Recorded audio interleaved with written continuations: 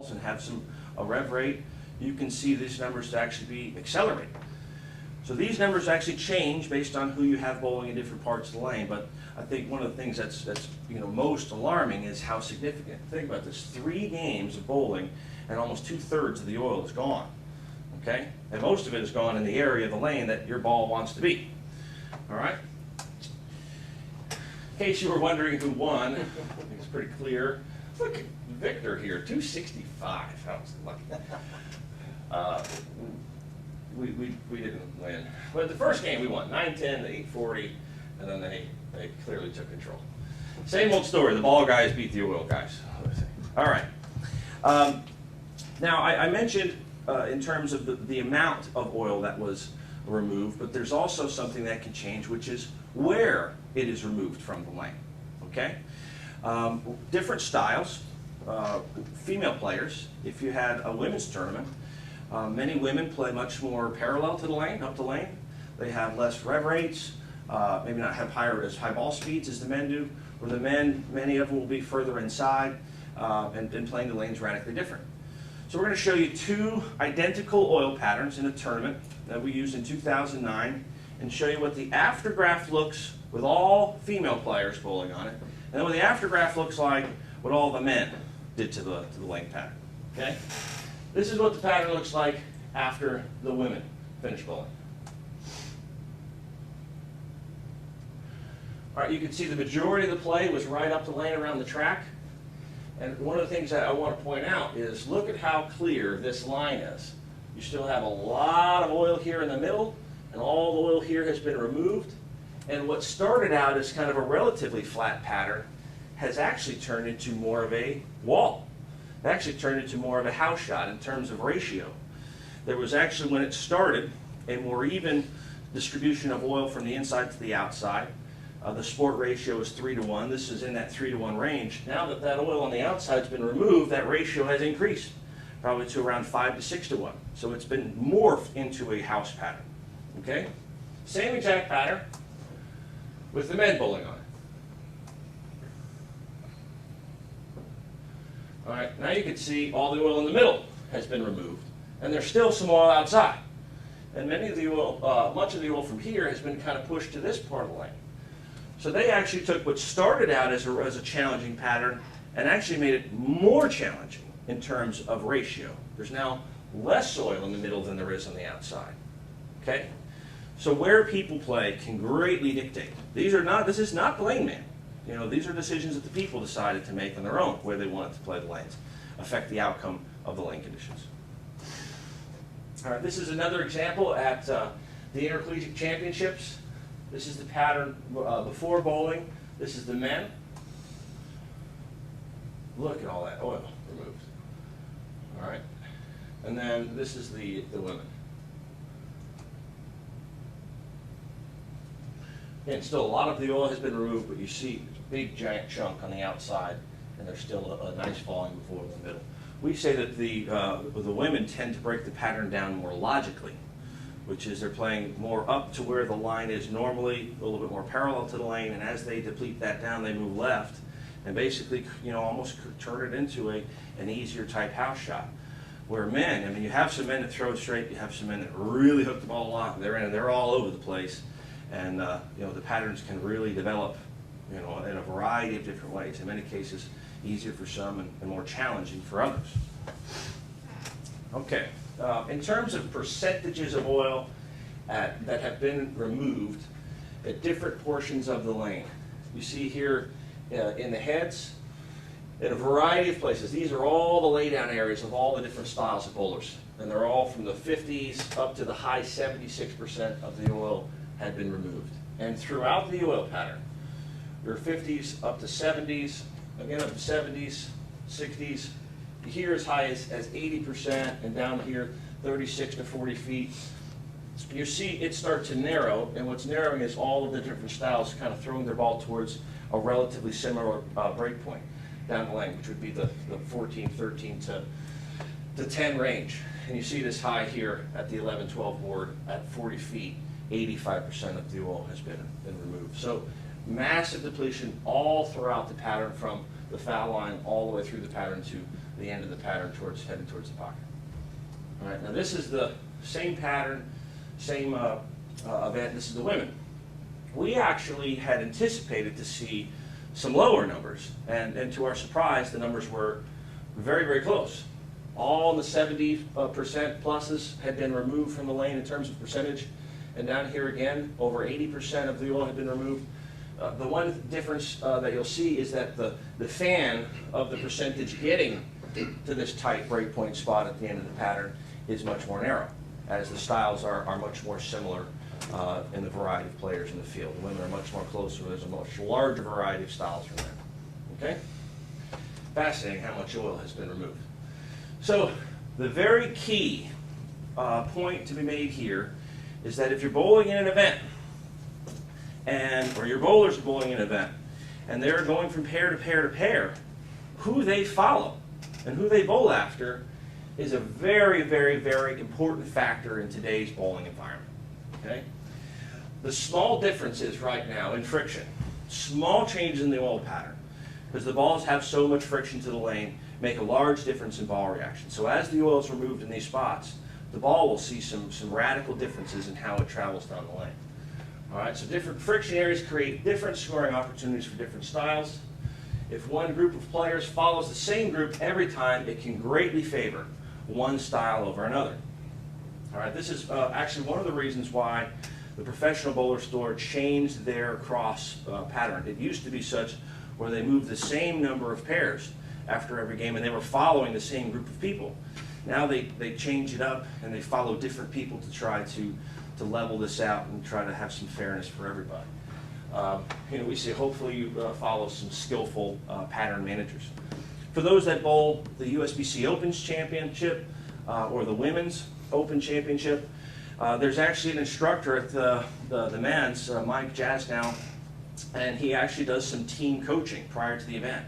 And what he's teaching is how the team can bowl together in practice or at the very start, and how they can try to really align their approach and play further outside and all bowl together on the outside, and to try to basically carve that line like you saw the women's pattern do.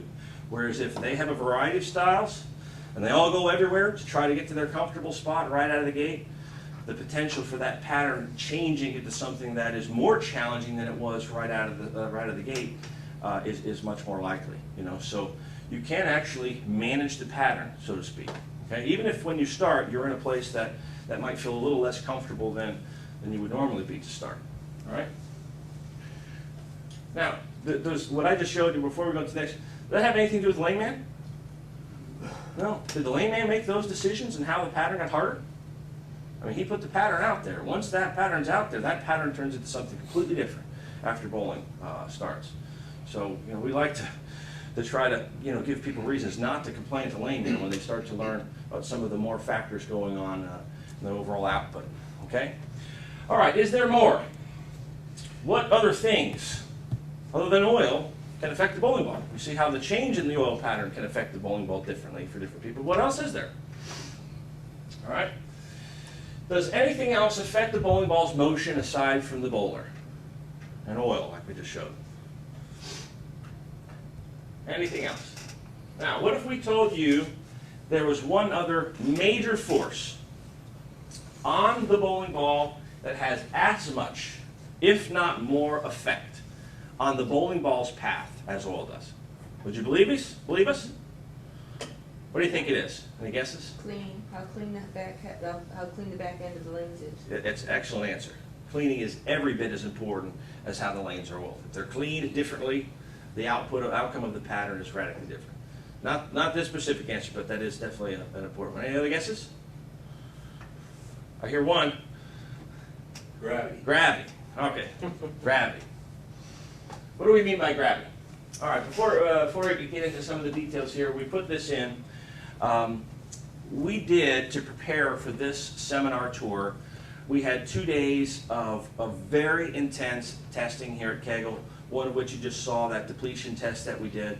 We also did some other very, very interesting testing. And Storm was very generous in sending 3 of their very high-end professional players here for 2 days, and Pete Weber, Norm Duke, and Rhino Page, to help us learn. And basically they were our lab rats, you know, for 2 days, you know, and it was fascinating. After 11 years at Kegel, I think I would probably say it was probably my favorite 2 days at Kegel in 11 years. It was really that eye-opening in what we learned. And it was also had a similar effect on the professionals that were here and what they learned. This is a quote that Pete Weber shared with one of our staff members after the experience. He said, "I learned more about bowling in the last 40 years." Think about that. Think about how many different generations of bowling balls he's thrown, from plastic to urethane to red to where we are now, and how many different lane surfaces he's bowled on, how many titles he's won, and learned more in 2 days than the other 40 years. I think it speaks volumes as to what was discovered. All right? So we're going to share some of that with you. All right, we're going to talk about gravity, okay, which is the shape of the lane itself. They all look flat, but they're not all perfectly flat, okay? So there are different topographical shapes that the lane can have that can have an effect on the bowling ball's path.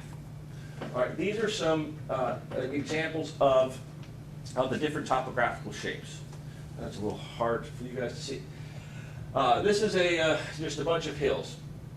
All right, and right here you can see there's a tilt in the hill from all the way to the right, all the way to the left. A bowling lane can also be tilted in such a way. It can have a tilt that's high on the right. It can also be tilted the opposite way, that's high on the left. All right, the maximum tolerance for this tilt in a bowling lane is 40 thousandths of an inch. So it is it can be 40 thousandths one direction or 40 thousandths the other direction. It's not a huge tolerance, but those tolerances can have an effect on the bowling ball. Now, if we're bowling, some right-handed players are bowling on a lane that's tilted like this, do they have the advantage over a left-handed player?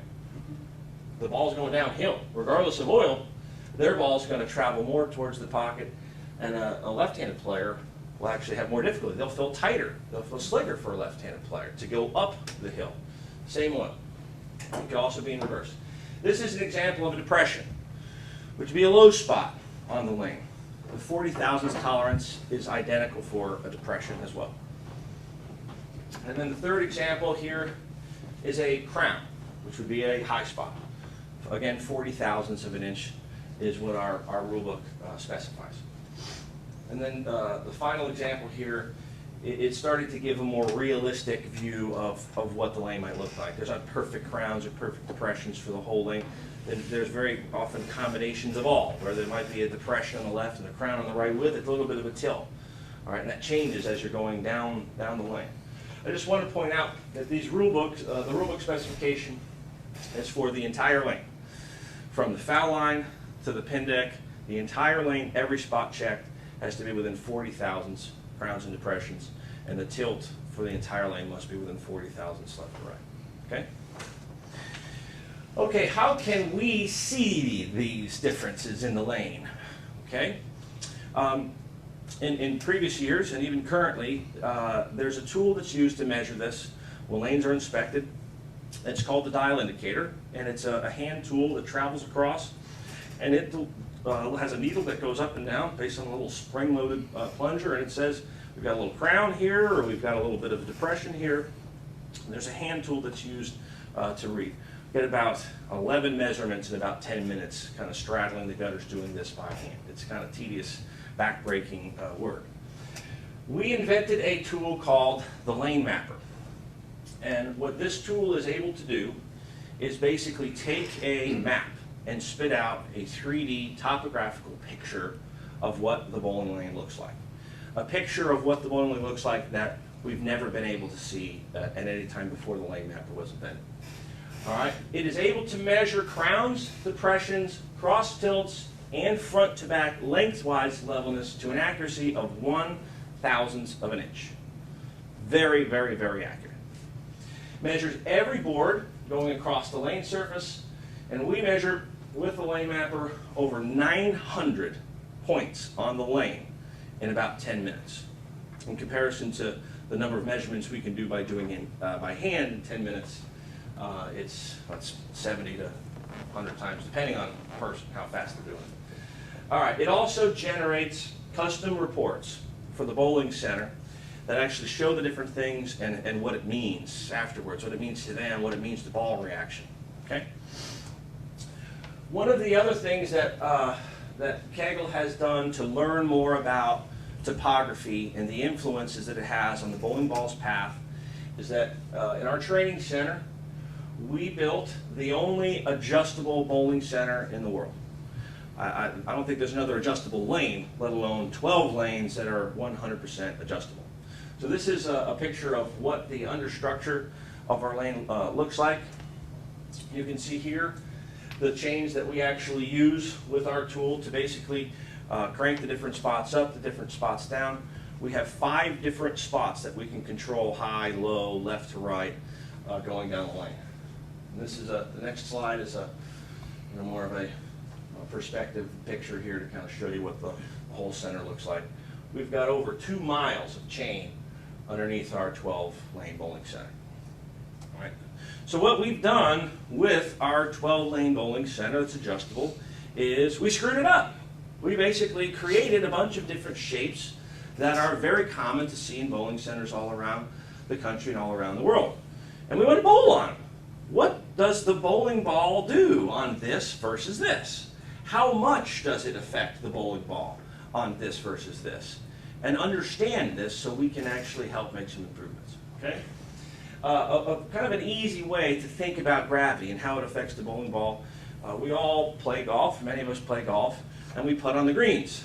And there are slopes and different topographical changes on the greens, which affects how your ball is going to move towards the hole. If you ask somebody, hey, how should I play this putt? Or how much is it going to, how much is this going to turn? Where should I play it? I say, well, how hard are you going to hit it? All right? So the harder you hit a golf ball, the less the gravity or the slope is going to affect the ball. The same principle is identically true in bowling.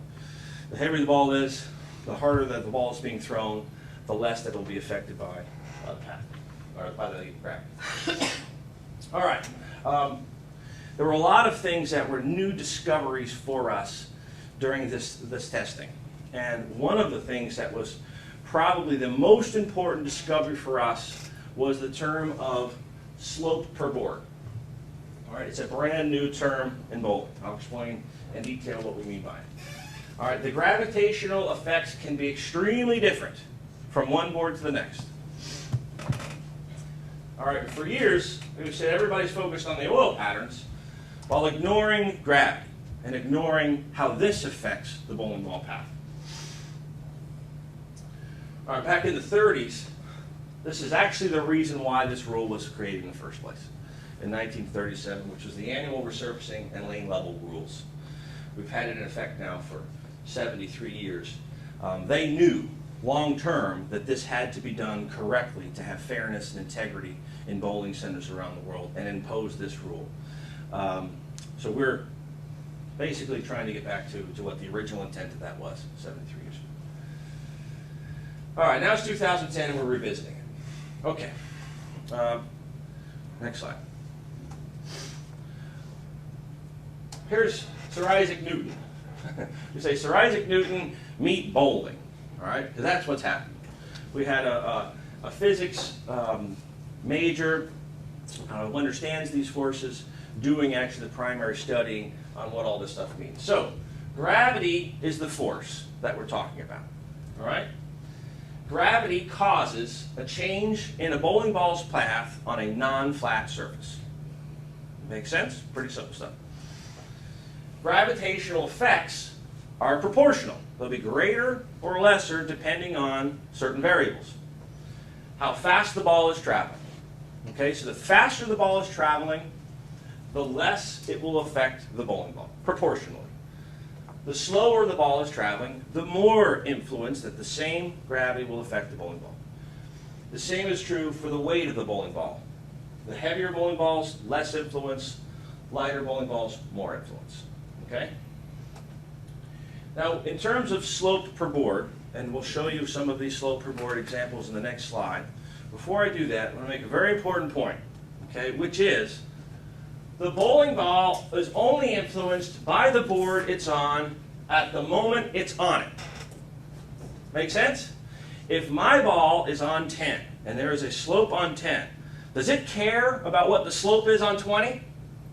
No. Doesn't care at all. It's not on it, right? It only cares about the board it's on it when it's on it. That's it. Which is why the overall picture of the lane doesn't tell the whole picture of how the influence is going to affect the different ball models. It's the slope on each individual board and what those individual slopes are, how they're going to affect the ball path. So this is a picture here of a hill, and you can see, say this was a bowling lane. If your ball is over here, this is perfect for this bowling ball. But if it happens to be a left-handed player and they're bowling here, there's a huge slope over here. You can see that their ball, because that's where they're bowling, has much greater influence on gravity than someone bowling here. Same lane. Okay? All right, now this is some examples of how we calculate slope per board. 39 boards, 39 inches left to right on a bowling lane. This is an example here of a crosswise tilt. The maximum crosswise tilt is 40 thousandths of an inch. For presentational purposes, let's say there's a perfect 39 thousandths crosswise tilt from left to high on the right. We simply, to find out what the actual slope is on each individual board, divide that 39 by the number of boards that slope is across, and it gives us what the slope per board is. Everybody follow that? Pretty simple. 39 divided by 39 is 1, I think. I think I got that.